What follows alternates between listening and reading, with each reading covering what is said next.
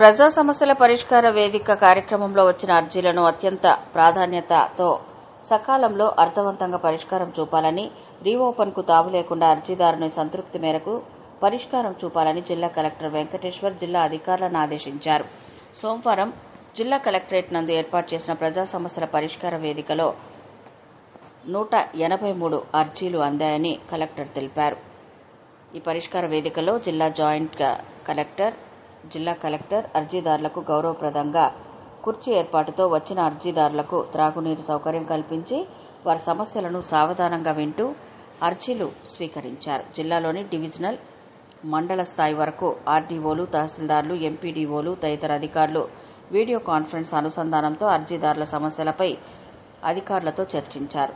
అధికారులు అక్కడికక్కడే వర్చువల్ విధానంలో మాట్లాడి పరిష్కారం చూపారు.